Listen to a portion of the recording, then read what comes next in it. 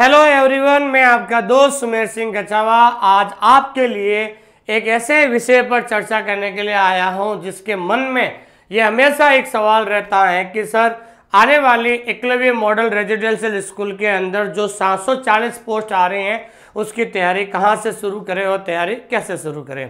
आखिरकार इस सफलता का मंत्र क्या है, किस तरीके से हम शुरू करें कि ताकि आने वाले समय में जो ये वैकेंसी आपको जो सेकंड फेज में देखने को मिलेगी तो इसकी तैयारी कैसे करें, कहां से शुरू करें, कैसे नोट्स बने, उसके बारे में आज हम चर्चा करने वाले हैं।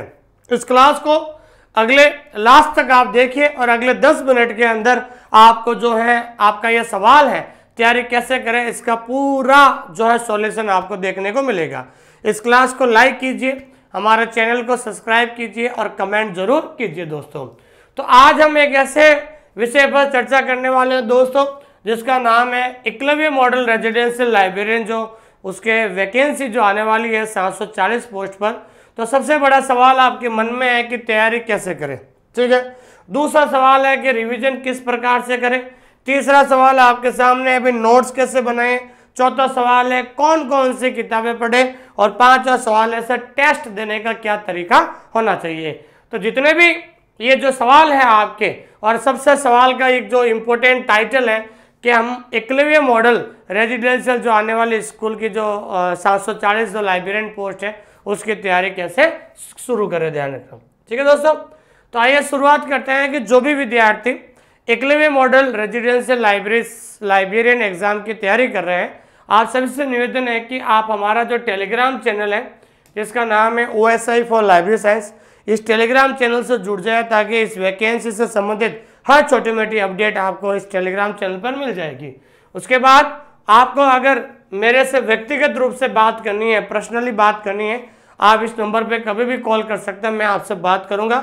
और सबसे इम्पोर्टेंट बात है कि अगर कुछ डेमो क्लासेस आपको देखनी है तो आप हमारे ऐप के अंदर जाइए और ऐप के अंदर जाकर लिखिए, ऐप के अंदर ऐप डाउनलोड कीजिए ऑनलाइन स्कूल इंडिया, ठीक है दोस्तों। आइए शुरुआत करते हैं दोस्तों। सबसे पहले इस क्लास के माध्यम से मैं आपसे यही कहना चाहता हूं दोस्तों कि सफलता का आधार क्या है, what is the basis of success. सफलता का अधिकार है, सफलता का क्या आधार है। दूसरा हम कह सकते हैं कि आखिरकार लाइब्रेरी साइंस का जो ये कंपटीशन है जिसमें आप सभी लोग लाइब्रेरियन बनने वाले हो, ठीक है ना, तो आखिरकार सफलता का आधार क्या है।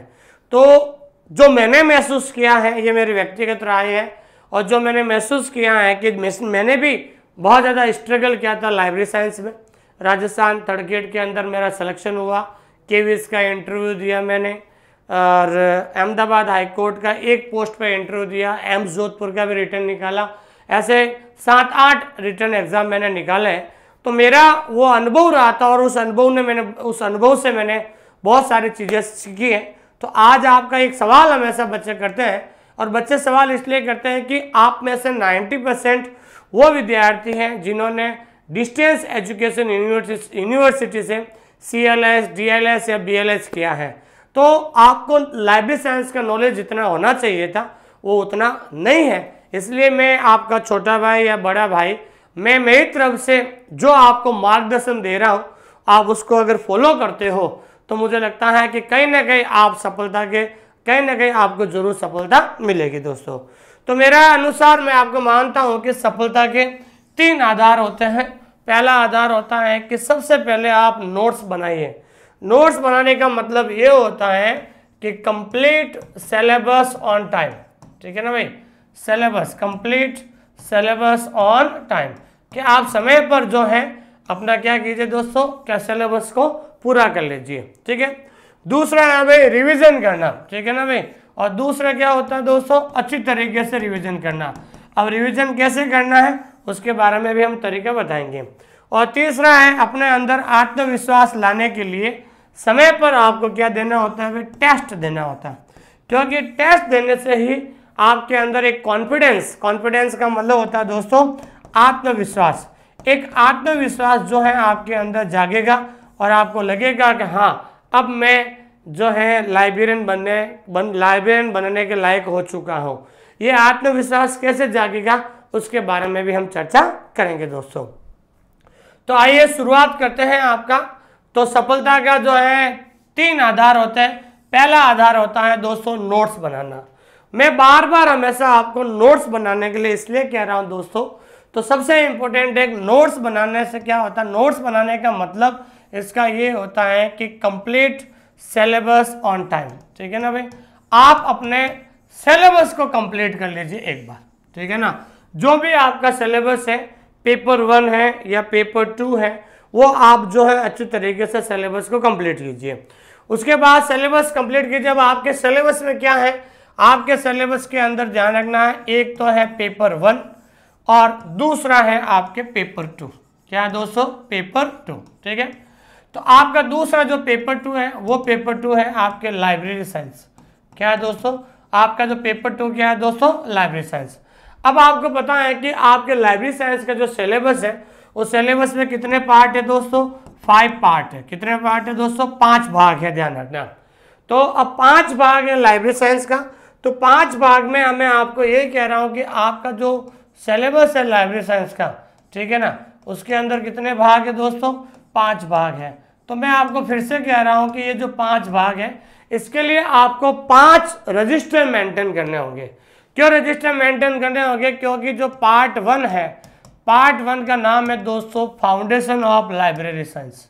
ठीक है ना भाई, फाउंडेशन ऑफ लाइब्रेरी साइंस। ठीक है, तो ये जो पार्ट है फाउंडेशन ऑफ लाइब्रेरी साइंस, जिसके अंदर हम लाइब्रेरी साइंस की बेसिक चीज़ें पढ़ते हैं।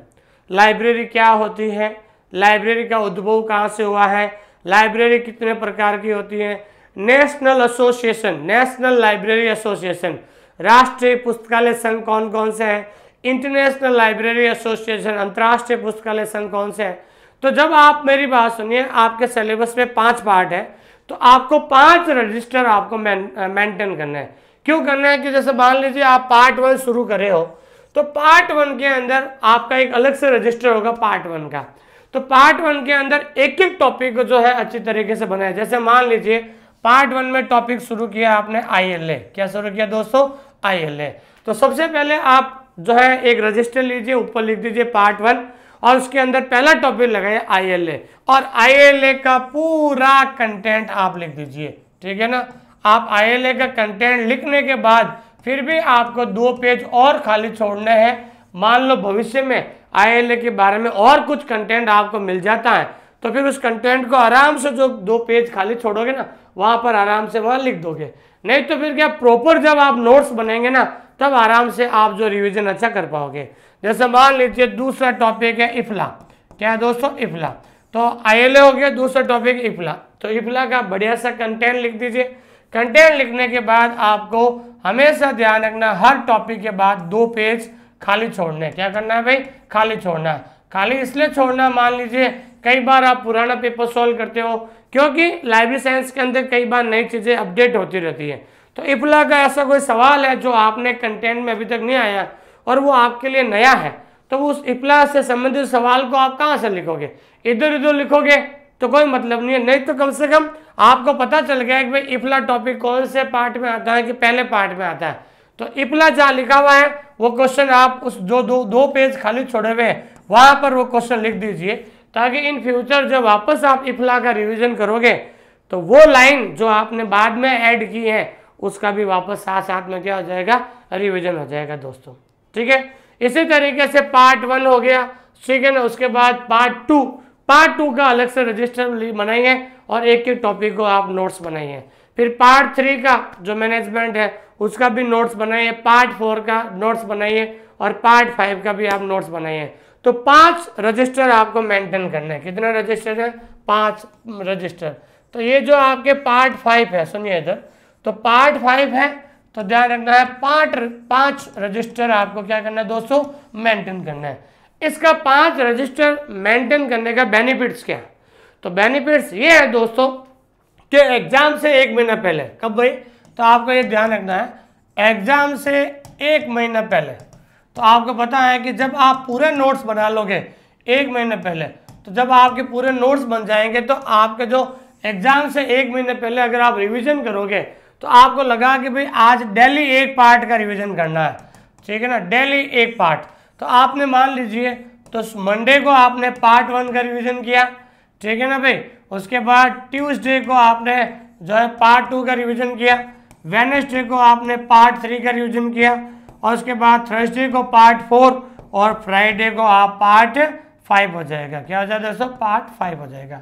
तो 5 दिन के अंदर आप 5 पार्ट का रिवीजन हो गया आपका।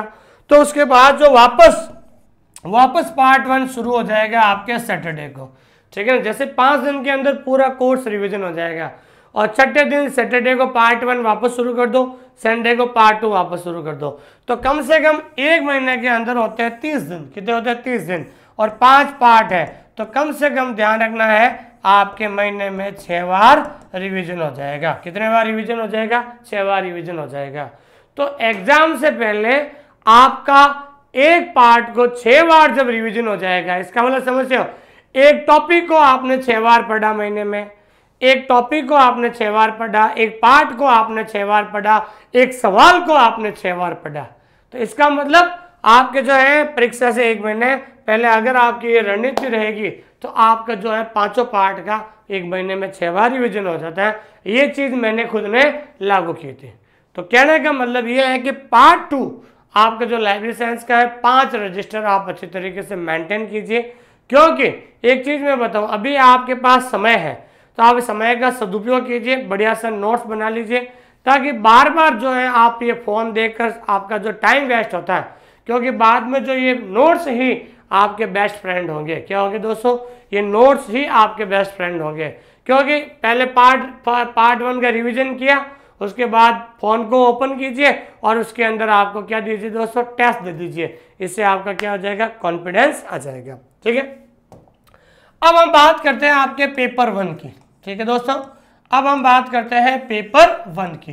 तो पेपर 1 होता है आपके जीके जनरल नॉलेज का होता है। पेपर 1 के अंदर आपके ध्यान रखना है, पहला टॉपिक होता है जनरल हिंदी। क्या होता है दोस्तों? जनरल हिंदी।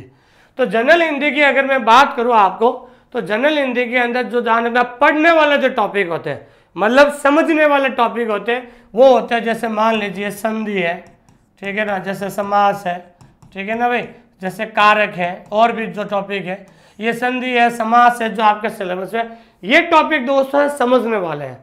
तो इन टॉपिक को आप जो है हमारे ऐप के माध्यम से और भी कहीं के माध्यम से आप जो इनको समझ कर सकते हैं।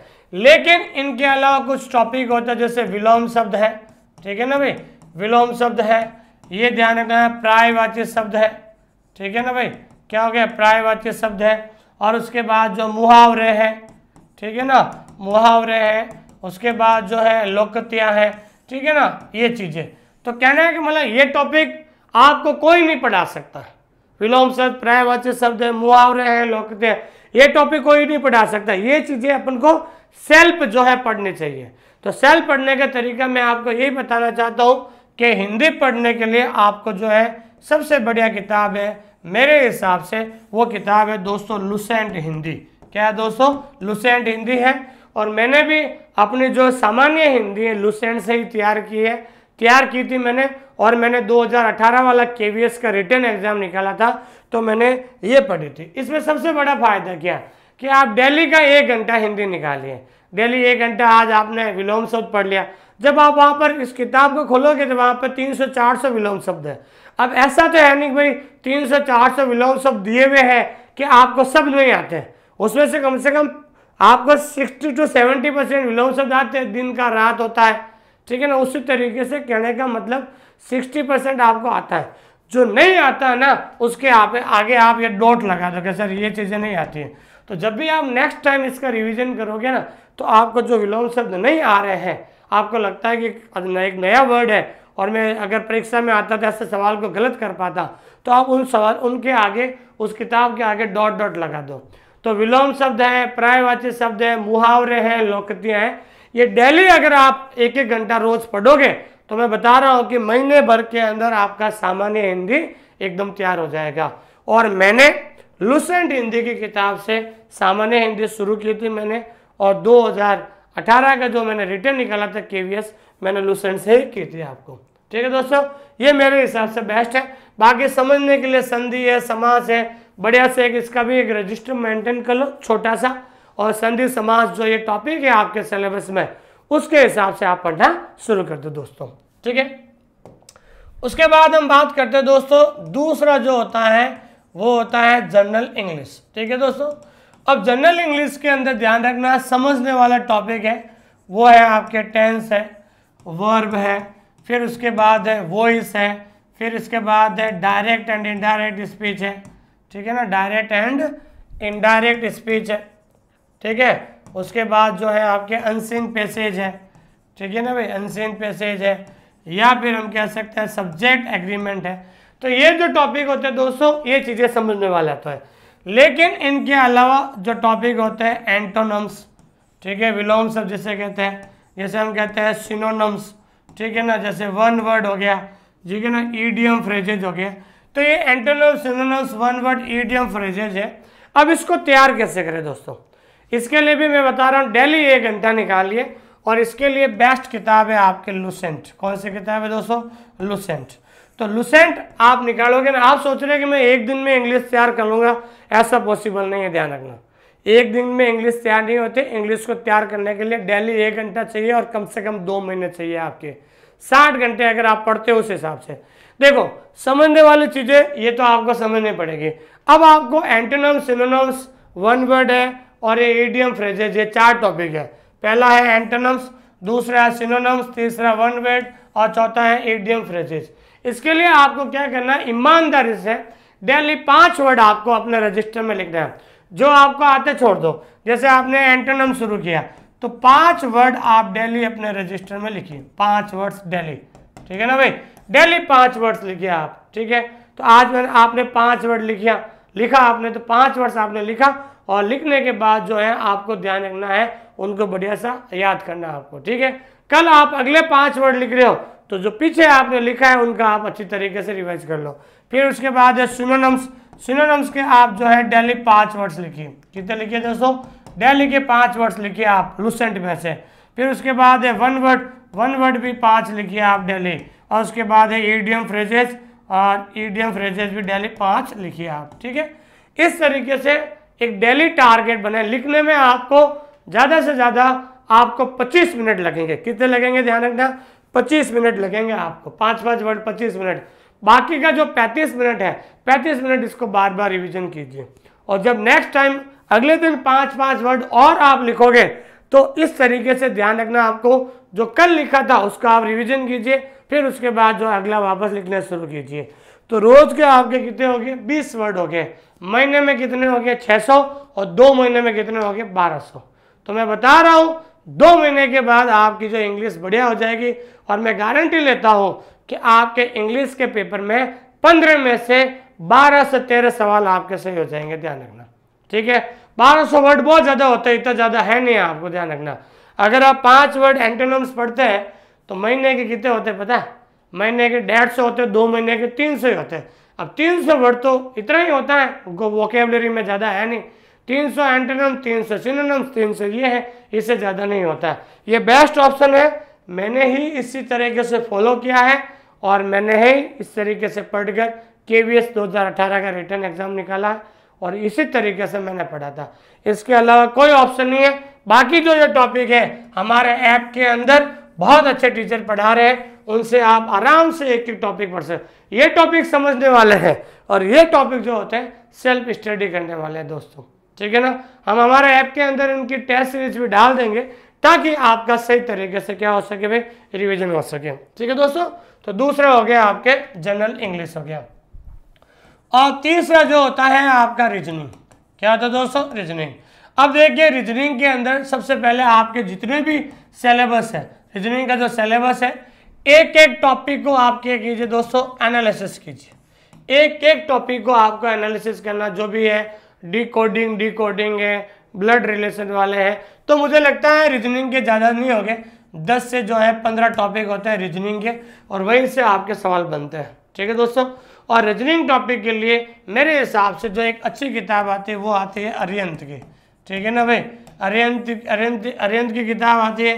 एक रामनिवास माथुरिया जी की भी किताब आती है, एक राइटर है रामनिवास माथुरिया, ऐसा कुछ नाम है, उनकी भी किताब आती है। उनको आपको देखो, रीजनिंग में आपको कॉन्सेप्ट क्लियर करना पड़ेगा।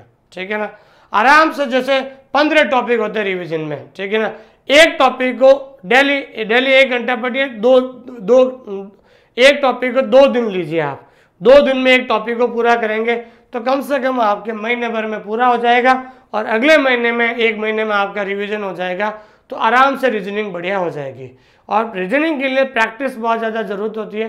ज़्यादा एक टॉपिक पढ़ा 20-25 क्वेश्चन आप मिलाइए, इस तरीके से रीजनिंग को आपको इम्प्रूवमेंट करना है और ये बेस्ट बुक आपके रहेगी।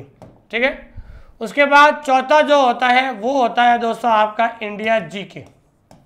ठीक है, India GK and current affair. ठीक है ना, क्या दोस्तों इंडिया जीके और करंट अफेयर।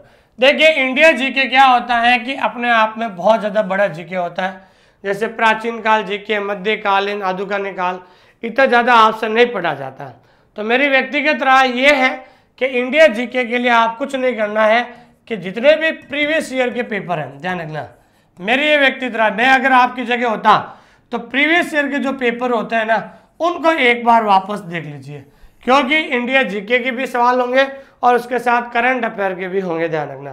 तो प्रीवियस ईयर के क्वेश्चन पेपर के लिए एक दिशा 2020 किताब आती है, ध्यान रखना, दिशा 2020।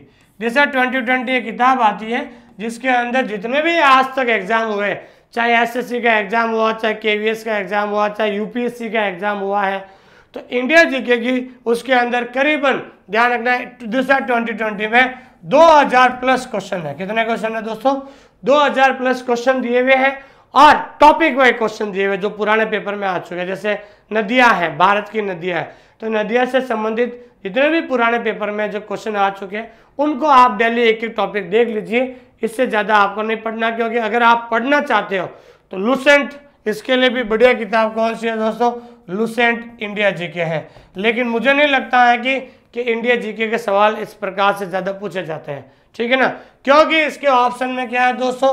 Current affair. और करंट अफेयर आपको ध्यान रखना, जब से वैकेंसी आती है डेली आपको करंट अफेयर पढ़ना है। और करंट अफेयर के लिए हमेशा ध्यान रखना, जो मंथली कोई पीरियडिकल या मैगजीन आती है, कोई भी अच्छी किताब, चाहे स्पीडी हो, चाहे और भी जैसे मूमल हो, और भी बहुत सारी किताबें आती है जैसे और भी है, तो मंथली जो आती है उसको आप डेली आधा घंटा पढ़िए। ठीक है ना, डेली आधा घंटा पढ़िए, जिस तरीके से आपका करंट अफेयर भी आपका तैयार हो जाएगा।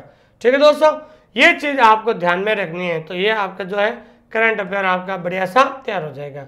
ठीक है, उसके बाद हम बात करते हैं दोस्तों कि जो ये करंट अफेयर जो आपने पढ़ा है आपको डेली पढ़ना पड़ेगा। इससे क्या होगा? इससे यही होगा दोस्तों कि आपको बार बार रिवीजन करने से आपको जो है आपको अच्छा लगेगा। ठीक है, उसके बाद पांचवा जो टॉपिक आता है वो आता है लॉजिकल मैथ्स। ठीक है ना दोस्तों, लॉजिकल मैथ्स। ठीक है ना, तो लॉजिकल मैथ्स में क्या होता है? वो लाभ हानि वाले सवाल आते हैं, लॉस एंड प्रॉफिट वाले। ये जो 10th लेवल की जो आपने मैथ्स पढ़ी है ना, वो ये आपके जो है इसके अंदर पूछे जाती है। जैसे इसके अंदर कुछ छोटे छोटे टॉपिक होते हैं, इन छोटे छोटे टॉपिक को आपको क्या करना है दोस्तों? प्रैक्टिस करनी है, ध्यान रखना। ठीक है, एक बार ध्यान रखना, प्रैक्टिस करनी। इससे क्या होगा कि मैं ये मान, एक तो आप जैसे नहीं पढ़ के, जैसे 10 क्वेश्चन आते हैं, अगर आप नहीं पढ़ के जाओगे तो आपके तुक्के से 2 या 3 सवाल सही होंगे। लेकिन अगर आप नहीं पढ़ के जाओगे 10 में से आपके तुक्के से या तो 2 या 3 सवाल सही होंगे। लेकिन अगर आप थोड़ा सा पढ़ के जाओगे तो आपके 6 से 7 सवाल आपके सही हो जाएंगे। ठीक है दोस्तों, इसलिए जो टॉपिक जो आप समझ सकते हैं, जैसे लॉस एंड प्रॉफिट है, और भी जैसे छोटे छोटे टॉपिक है, आपका सिलेबस में हम एनालिसिस करेंगे, उस हिसाब से पढ़िए। और इसके लिए आपको ध्यान रखना है, एक हिंदी मीडियम के लिए किताब आती है, रामनिवास माथुरिया जी राइटर है, उनकी जो किताब आती है, या फिर एक जो अरिहंत की जो किताब है, ये भी आपको अच्छी किताब है मैथ्स के लिए। तो ये लॉजिकल मैथ्स के लिए है। तो इस प्रकार से आपके ध्यान रखना है, ये 2 जो पेपर होते हैं, पेपर 1 और पेपर 2 है, इनको अलग अलग तरीके से आपको समय देना, ध्यान रखना। ठीक है, तो उधर भी 5 पार्ट होते हैं और पहले पेपर में भी 5 पार्ट हो गए। 5 पार्ट हो गए पहले पेपर में, general Hindi, general English, reasoning, maths और इंडिया जीके करंट अफेयर।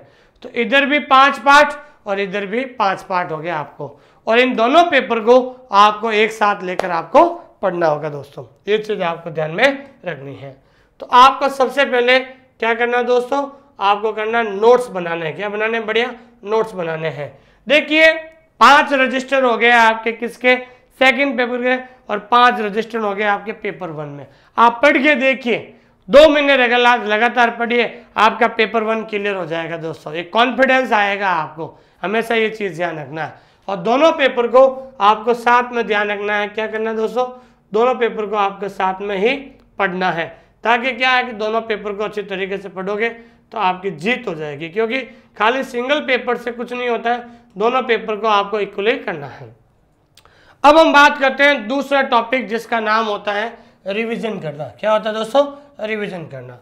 तो सबसे पहले था नोट्स बनाए हैं। जब बढ़िया आपके नोट्स बन गए तो मुझे लगता है कि आपका जो सिलेबस करने में जो प्रॉपर टाइम है, तो सिलेबस करने में ध्यान रखना पेपर 1, ठीक है ना भाई, पेपर 1 का जो सिलेबस है, ध्यान रखना पेपर 1 का जो सिलेबस है वो आपके कितने महीने में पूरा होगा, 2 महीने में पूरा हो जाएगा।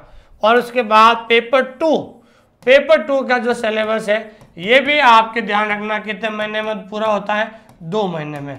मतलब उस दोनों पेपर का सिलेबस करने में, कंप्लीट करने में आपके पास कितने महीने चाहिए, 4 महीने चाहिए। अगर कोई विद्यार्थी कहता है कि मैं 2 महीने में सिलेबस पूरा कर लूंगा, या 2 महीने में या 3 महीने में तैयारी करके लग जाऊंगा, वो तो या तो अपने आप से झूठ बोल रहा है, या किसी ने उसको मूर्ख बना दिया है कि 2 महीने में तेरा सिलेक्शन हो जाएगा। 2 महीने में किसी का सिलेक्शन नहीं होता है। और मैं फिर से कह रहा हूं दोस्तों, अधिकतर 90% स्टूडेंट्स क्या करते हैं, वैकेंसी आने के बाद जागते हैं। तो वैकेंसी आने के बाद जो आपको पता है, कोई भी वैकेंसी आती है तो 3 से 4 महीने में उनका क्या हो जाता है दोस्तों, एग्जाम हो जाता है। और वो जब एग्जाम होते हैं तब तक उनका केवल 4 महीने में सिर्फ सिलेबस ही पूरा होता है। क्या होता है दोस्तों, वो केवल सिलेबस ही पूरा कर पाते हैं। लेकिन इन 4 महीने के अलावा आपका सबसे इंपॉर्टेंट होता है दोस्तों रिवीजन, और दूसरा होता है टेस्ट। और रिवीजन और टेस्ट के लिए कम से कम आपको 2 महीने चाहिए। और कंप्लीट अगर आपको सिलेक्शन चाहिए तो आज से आप 6 महीने के लिए अपने आप को गायब हो जाइए। आप अपने आप को जो है बिल्कुल एक अनुशासन होकर पढ़ना शुरू कर दीजिए। अगले 6 महीने अगर आप ईमानदारी से और रेगुलर पढ़ोगे तो ही आपका सिलेक्शन होगा। ध्यान रखना, जो लोग वैकेंसी आने के बाद पढ़ना शुरू कर देते हैं ना, वो सिर्फ एग्जाम से पहले सिलेबस ही पूरा होता है, ना उनसे रिवीजन होता है, ना उनसे टेस्ट होता है। तो इसलिए वो वैकेंसी में असफल हो जाते हैं। क्योंकि दोस्तों आपको पता है कि जिस तरीके से कंपटीशन बढ़ रहा है, उस हिसाब से आजकल जो लोग हैं बहुत ज़्यादा जागरूक हो चुके हैं, और वो हमेशा जो है उनको पता चल रहा है कि वैकेंसी आने वाली है। उनको ये भी पता है कि वैकेंसी तो आएगी, आज नहीं तो कल, कल नहीं तो 2 महीने के बाद, 2 महीने के बाद तो नहीं तो 4 महीने के बाद वैकेंसी आएगी। तो जब उनको पता है कि 4 महीने के बाद वैकेंसी आएगी, तो वैकेंसी से पहले पहले भी लोग क्या करते हैं, इतने होशियार होते हैं, कोर्स पूरा कर लेते हैं। और उसके बाद उनका रिवीजन और ज़्यादा से ज़्यादा टेस्ट देना ही रहता है। और फिर उसके बाद वैकेंसी आने के बाद वो पूरा 10 से 12 घंटा जो है केवल रिवीजन और टेस्ट देने में लगाते हैं, और उनकी परीक्षा में जीत हो जाती है दोस्तों। ठीक है दोस्तों, उसके बाद हम बात करते हैं समय पर टेस्ट देना। देखिए, आप जो है जब आप पढ़ते हो घर पे, अकेला पढ़ते हो, और अकेले पढ़ते हो, आपको ये बाहर की दुनिया के बारे में पता नहीं चलता कि कितना कंपटीशन है, कितना कंपटीशन नहीं है। ठीक है दोस्तों, आप अपने घर में पढ़ रहे हो, अब आपको पता कैसे चलेगा कि भाई आप इस लाइब्रेरियन बनने के लायक है नहीं है। तो उसके लिए सबसे इंपॉर्टेंट होता है समय पर टेस्ट देना। तो आपको क्या करना है, एक टेस्ट सीरीज ज्वाइन करनी होती है। वैसे हमारे बैच के अंदर हमने पेपर के साथ ही हमने टेस्ट सीरीज दे दी है। तो जब आप डेली टेस्ट दोगे ना आप तो उसमें जो टेस्ट आप देखो वहाँ पर कम से कम 1000 संख्या में टेस्ट देंगे। तो जब 1000 बच्चे टेस्ट देते हैं तो आपकी रैंक क्या आती है, उस रैंक के आधार पर आपका जो एक कॉन्फिडेंस बढ़ता है। तो मेरा मानना है कि अगर आप टेस्ट सीरीज ज्वाइन करोगे तो सबसे पहले आपका जो ध्यान रखना, टेस्ट देने से क्या होता है, सबसे पहले आपके अंदर एक आत्मविश्वास आता है। कि आत्मविश्वास ये आता है कि मैं, ध्यान रखना है कि पिछले 4 महीने से तैयारी कर रहा हूँ, मैंने सिलेबस कर लिया और मैं रिवीजन कर रहा हूँ, रिवीजन करने के बाद टेस्ट दे रहा हूँ। तो सबसे पहले आपके अंदर एक आत्मविश्वास आएगा। क्या आएगा दोस्तों, आत्मविश्वास आएगा, ध्यान रखना। ठीक है, आपके अंदर क्या आएगा, एक आत्मविश्वास आएगा कि हाँ मैं अब सिलेक्शन से पास में हूँ। और दूसरा ध्यान रखना है कि आपके अंदर जो क्वेश्चन रॉन्ग हो गए, मान लीजिए जैसे आपने 100 क्वेश्चन दिए, 70 सही हुए और जो क्वेश्चन रॉन्ग हो गए, उन रॉन्ग सवालों को आप एक रजिस्टर में लिखिए और उन सवालों को आप पढ़िए। आपको पता चलेगा कि ये सवाल कौन से टॉपिक है, तो आपको पता चल जाएगा। जैसे मान लीजिए उस पेपर के अंदर एक ILA का सवाल आ गया और वो सवाल आपसे गलत हो गया, तो आपको लगेगा यार ये सवाल कौन से टॉपिक का है, कि यार ये तो ILA का है।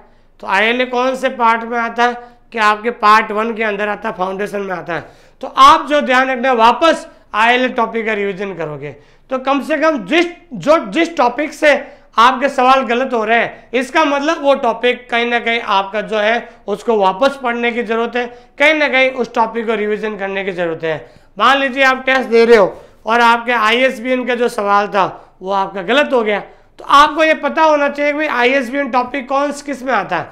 तो ISBN टॉपिक आपको पता होना चाहिए कि मैंने कैटलॉगिंग में पढ़ा है और कैटलॉगिंग किस में आता है, पार्ट 2 के अंदर आता है। तो ISBN का जो क्वेश्चन गलत हो गया, तो आपको ये एनालिसिस करने की जरूरत है कि ISBN वाला टॉपिक मेरा कमजोर है, तो आप उस टॉपिक को रिवीजन करने की जरूरत है। तो इस तरीके से जो क्वेश्चन गलत होते हैं उन सवालों पर आपको क्या करना है, एनालिसिस करना। क्या करना है भाई दोस्तों, एनालिसिस करना है, ताकि आपको अपनी गलती सुधारने का दोस्तों क्या मिले भाई, मौका मिले। तो आपको टेस्ट से क्या है कि एक कॉन्फिडेंस आता है, क्योंकि आपको ये पता चलता है कि और भी कितने सारे जो लोग हैं और जो है टेस्ट देते हैं, आपकी क्या रैंक आती है, क्या कमी है, उसको सुधारने का आपका मौका मिलता है। तो सफलता के 3 आधार है दोस्तों। सबसे पहले नोट्स बनाकर सिलेबस को पूरा कीजिए, दूसरा बार बार आप रिवीजन कीजिए, और तीसरा जो है आपको क्या देना भाई, टेस्ट सीरीज ज्वाइन करनी है, जिससे आप आराम से आपके अंदर एक कॉन्फिडेंस जागे और जो गलत सवाल हो रहे हैं आपसे, ठीक है ना, वो उसमें जो है आपको सुधार कर सकते हैं दोस्तों। और मैंने बताया था आपको कौन सी किताब पढ़े, तो मैंने आपको बता दिया है कि हिंदी और इंग्लिश के लिए आपको ध्यान रखना है। हिंदी और इंग्लिश के लिए ध्यान रखना, आपको कौन सी किताब पढ़नी है, लुसेंट पढ़नी है। और आपको जीके के लिए भी आपको लुसेंट हो जाएगा, और करंट अफेयर के लिए ये जो स्पीडी आती है, और भी जो भी मंथली पीरियडिकल या मैगजीन आती है उसको पढ़िए आप। और उसके बाद रीजनिंग और मैथ्स के लिए अरिहंत की किताब भी आती है, एक रामनिवास माथुरिया जी की भी किताब आती है, ये बढ़िया किताब होती है। देखिए आप पढ़ रहे हैं ऑनलाइन, लेकिन ऑनलाइन के साथ साथ आपके पास अच्छी किताब भी होनी चाहिए, क्योंकि किसी विद्वान ने कहा था कि books are our best friends, किताबें हमारी अच्छी मित्र होती हैं दोस्तों। ठीक है दोस्तों, आपने ऑनलाइन पढ़ लिया, लेकिन कुछ चीज़ें ऐसी होती हैं हिंदी में, जैसे विलोम शब्द, पर्यायवाची शब्द, लोकत्य, मुहावरे, ये चीज़ें को टीचर पढ़ा नहीं सकता, ये चीज़ें सेल्फ पढ़नी पड़ती है दोस्तों। ये चीज़ें आपको ध्यान में रखनी है दोस्तों। तो ये किताब है। अब आप सवाल पूछ रहे हो लाइब्रेरी साइंस की, तो मैं आपको बताना चाहता हूँ लाइब्रेरी साइंस के जो ध्यान रखना, एक चीज़ ध्यान रखना है, कोई पर्टिकुलर किताब आती नहीं है मार्केट के अंदर जिसके अंदर पूरा सिलेबस के हिसाब से टॉपिक होते हैं। आज मैं आपको पढ़ा रहा हूं तो मेरे पास अलग अलग कम से कम 5-7 यूनिवर्सिटी की किताबें, वहां से मैं सिलेबस के हिसाब से आपसे कंटेंट उठाता हूं और वही से मैं आपको लिखाता हूं बाइलिंगुअल, ताकि आप अच्छी तरीके से पढ़ सकें। तो लाइब्रेरी साइंस की चिंता करने की जरूरत नहीं है। लाइब्रेरी साइंस जो मैं पढ़ा रहा हूं वो आप जो है अच्छी तरीके से पढ़ लीजिए। और लेकिन फिर भी अगर आपको लगता है किताब की, तो आप मार्केट के अंदर कोई 1-2 किताब अच्छी से आप पढ़ना शुरू कर दीजिए, ठीक है ना। और एक्स्ट्रा जो चीज़ें होगी मैं आपको हमारे लाइब्रेरी साइंस के जो सिलेबस में आपको देखने को मिल जाएगा। और ध्यान रखना है कि अगर आपको वास्तव में, अगर आपने लाइब्रेरियन बनने का सपना अगर आपने देखा है, तो मैं आपको कह रहा हूँ आपको कम से कम 6 महीने मेहनत करनी पड़ेगी। अगर कोई विद्यार्थी सोचता है कि मैं 2 महीने में या 3 महीने में लाइब्रेरियन बन जाऊंगा, या तो वो अपने आप को धोखा दे रहा है, या फिर किसी ने आप लोगों को मूर्ख बनाया है ये कह करके 2-3 महीने में तो तैयारी कर ले और लाइब्रेरियन बन जाएगा। ऐसा संभव नहीं है दोस्तों, क्योंकि सिलेबस कंप्लीट करने में आपको 4 महीने लग जाएंगे और 2 महीने आपको रिवीजन और टेस्ट की जरूरत होगी। तो मेरा आपसे रिक्वेस्ट यही है कि आपके आज से अगले 6 महीने के लिए अपने आप को अनुशासित कर लीजिए, अपने आप को अनुशासन में रखिए, और अगले 6 महीने के बाद जो है आपके जो सामने जो रिजल्ट है आप खुद इसको महसूस करोगे। ठीक है दोस्तों, ये चीज़ आपको ध्यान रखना है। और मैं लास्ट में यही कहना चाहता हूँ कि हमारा मार्गदर्शन है, मेहनत आपकी ही रहेगी। अगले 6 महीने आपकी ज़िंदगी बना भी सकते हैं और अगले 6 महीने आपकी ज़िंदगी बिगाड़ भी सकते हैं। डिसीजन अब आपके हाथों में है कि आपको कैसे तैयारी करनी है। ये चीज़ में इसलिए मुझे कहने का अधिकार है क्योंकि मैंने लाइब्रेरी साइंस में 4 साल दिए थे, ठीक है ना। और 4 साल में मैंने ऐसी बहुत सारी चीज़ें देखी, बहुत सारे उतार चढ़ाव देखे, क्या क्या गलतियाँ मैंने की है, मैंने सुधारना शुरू किया है। उस समय हमें कोई गाइड करने वाला नहीं था, लेकिन ईश्वर ने कहीं ना कहीं मुझे एक अवसर दिया है। आप लोगों को एक बड़े भाई होने के नाते या फिर एक छोटे भाई होने के नाते मैं आपको सही सलाह दूंगा, मैं गलत आपको सलाह नहीं दूंगा। क्योंकि मैंने जब ऑनलाइन पढ़ाना शुरू किया था, मेरा एक ही मकसद था, मैं आपको यहाँ पर लाइब्रेरियन बनाने के लिए आया हूँ। इसलिए मैंने इसके माध्यम से मैं ये कहना चाहता हूँ कि मैंने ये कोई बिजनेस नहीं शुरू किया है कि भाई अधिक से अधिक बच्चों को बेवकूफ़ बनाकर पैसा कमाना है। क्योंकि मैं आज भी उस चीज़ पे विश्वास करता हूँ कि जो आप सिलेक्शन हो जाओगे और आपसे 10 लोग पूछेंगे कि सर आपने कहाँ से तैयारी की है, तो आपकी अंतरात्मा में एक ही आवाज़ आएगी, sir online school India Sumer के मार्गदर्शन में मैंने पढ़ा। वो मेरे लिए सबसे बड़ा कॉम्प्लीमेंट होगा। मैं स्टूडेंट्स को आप 1 बार 2 बार आप मूर्ख बना सकते हो, बाद में आप मूर्ख नहीं बना सकते हो। फिर आपकी जो रेपुटेशन है वो उसके बाद जो आगे से आगे जो आपको वही स्टूडेंट्स आपके रेपुटेशन हो जाएंगे। आप 1 साल 2 साल तक आप इस फील्ड में रुक जाओगे, 2 साल के बाद जो है आप साफ हो जाओगे, पता ही नहीं चलेगा। तो दोस्तों मैं सिर्फ आपके कॉम्प्लीमेंट्स का इंतजार करूं कि जब आप मैं पढ़ाऊं और आपको कंटेंट आपको अच्छा लगे और आपको लगे कि नहीं यार सर बहुत अच्छा पढ़ाया, आपके लिए आपको बहुत बहुत धन्यवाद देते हैं। ये मेरे लिए सबसे बड़ा कॉम्प्लीमेंट है। कल मेरे पास 2-3 जनों का फ़ोन आया था महाराष्ट्र से। हालांकि उन महाराष्ट्र के जो बच्चे थे, हालांकि उन्होंने महाराष्ट्र के अंदर वैकेंसी नहीं आई थी, हालांकि उन्होंने हमसे ऑनलाइन कोर्स नहीं खरीदा था, उन्होंने किसी प्रकार का कोई ऑनलाइन कोर्स नहीं लिया था, लेकिन फिर भी जो है उनके पास महाराष्ट्र में वैकेंसी थी नहीं थी और उनके पास महाराष्ट्र सेट एग्ज़ाम हुआ था। लेकिन ऑनलाइन हमारे यूट्यूब चैनल से उन्होंने बहुत सारी चीज़ें सीखी थी, ठीक है ना। और यूट्यूब चैनल से पढ़ने के कारण उनका जो महाराष्ट्र का सेट एग्ज़ाम है उनका क्लियर हो गया। और उनका फ़ोन आया था सर कि सर आपके यूट्यूब चैनल से जो भी हमने क्लासें देखी है हमें बहुत ज़्यादा सीखने की चीज़ें मिली हैं और आपके इस पढ़ाने के तरीके से, आपके कंटेंट की वजह से हमारा महाराष्ट्र सेट एग्ज़ाम क्लियर हो गया, इसलिए हम आपको धन्यवाद देना चाहते हैं। मैंने बिल्कुल उन स्टूडेंट से बात की है, तीनों स्टूडेंट से। एक गुजरात सेट भी क्लियर हो गया था एक लड़के का, ठीक है। तो ये जो कॉम्प्लीमेंट देते हैं ना, तो वो हमारे लिए बहुत बड़ा होता है। मुझे पता है कि इन्होंने यूट्यूब से पढ़ा, लेकिन उन लोगों से पूछेंगे कि सर मैं तैयारी करना चाहता हूँ, कहाँ से पढ़े, तो उनकी अंतरात्मा एक ही जवाब देगी कि sir online school India Sumer sir से पढ़ लीजिए। तो वो हमारे लिए सबसे बड़ा कॉम्प्लीमेंट रहेगा दोस्तों। ठीक है दोस्तों, तो कहने का मतलब ये है मेरा कि अगले 6 महीने आपके ज़िंदगी बना भी सकते हैं और आपकी ज़िंदगी बिगाड़ भी सकते हैं। तो आप अपने आप को 6 महीने में इस तरीके से अनुशासित करिए, इस तरीके से डिसिप्लिन में रखिए, ताकि आपको इस बेरोजगारी से हमेशा के लिए आपको क्या मिल जाए दोस्तों, मुक्ति मिल जाए। और ये हमारे जो नैना सैनी है, जो अभी हमने सबसे पहला बैच चलाया था राजस्थान के अंदर, राजस्थान ग्रेड 3 2022 के अंदर, जिसमें इन्होंने पूरे राजस्थान में 3rd रैंक प्राप्त की थी। ये हमारे लिए बहुत बड़ा अचीवमेंट है दोस्तों। और हमारे यहाँ राजस्थान में एक 460 पोस्ट की वैकेंसी आई, यहाँ से 120 प्लस लोगों ने हमारे यहाँ से सिलेक्शन लिया और हमारे मार्गदर्शन के अंदर पढ़े हैं।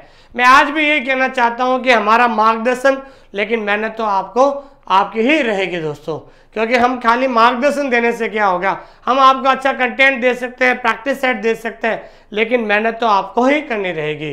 तो ये बच्चे हमारे यहाँ से सिलेक्शन हुए हैं, जिसके बारे में हम बता रहे हैं आपको।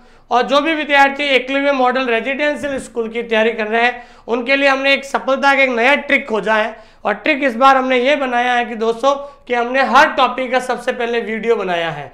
जैसे कोई टॉपिक है ILA का वीडियो है, उसके बाद जो PDF है, ये PDF जो है आपके बायलिंगुअल होगी। बायलिंगुअल का मतलब होता है हिंदी और इंग्लिश दोनों भाषाओं में होगी, ताकि कश्मीर से लगाकर कन्याकुमारी तक हर बच्चा बायलिंगुअल पढ़ सके।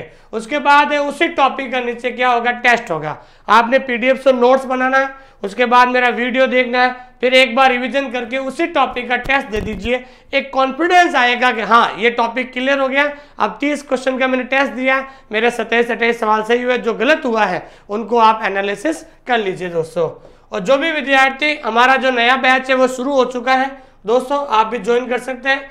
और आपको बैच शुरू लेने से पहले आप एक बार ये इस नंबर, ये मेरे व्यक्तिगत नंबर है, आप इस नंबर पे मेरे से बात कर सकते हैं और आप ऐप को डाउनलोड कीजिए। डाउनलोड करके जाकर आप कुछ डेमो क्लासेस हमने ऐप के अंदर दी है, उन डेमो क्लासेस को देखिए और आप इसका जो है आनंद लीजिए।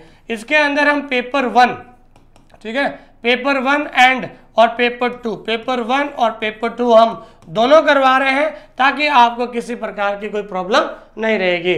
सबसे पहले हम दोस्तों रिकॉर्डेड कोर्स करवाएंगे। क्या करवाएंगे दोस्तों? रिकॉर्डेड क्लास होगी पहले, और जैसे ही वैकेंसी आएगी उसके साथ हम रिकॉर्डेड क्लासेस के साथ हम क्या करेंगे? लाइव बैच भी शुरू करेंगे। क्या शुरू करेंगे? Live batch. तो रिकॉर्डेड क्लासेस से आपको ये बेनिफिट मिल जाएगा, आपको ये पता चल जाएगा कौन से पार्ट के अंदर कौन सा टॉपिक है, सेकंड पार्ट के अंदर कौन सा टॉपिक है, और कौन से छोटे छोटे टॉपिक जो है वो आपके किससे जुड़े हुए हैं भाई, कौन से पार्ट में जुड़े हुए हैं। ठीक है दोस्तों, लाइव में आपका क्या है, वापस रिवीजन हो जाएगा और कोई भी डाउट या कंफ्यूजन रहेगा वो आपको मिलेगा। ओके दोस्तों, इस क्लास को लाइक कीजिए, कमेंट कीजिए और अपने दोस्तों के साथ शेयर कीजिए ताकि आपको जो है मैं और अच्छा जो है आपके लिए कुछ नए वीडियो आपके लिए बनाऊं। थैंक यू वेरी मच, बहुत बहुत धन्यवाद दोस्तों। इस क्लास को पूरी देखने के लिए आपका बहुत बहुत धन्यवाद, और इसी तरीके की और क्लास देखने के लिए यहाँ पर आप क्लिक करें। जो विद्यार्थी टेलीग्राम चैनल से नहीं जुड़ पाए हैं उन टेलीग्राम चैनल का जो लिंक है डिस्क्रिप्शन में दे दिया गया है, वहां से आप जुड़ सकते हैं। और हमारे OSI फैमिली से जुड़ने के लिए आप इस चैनल को सब्सक्राइब करें ताकि भविष्य में और अच्छी से अच्छी क्लास आपको मिल सके।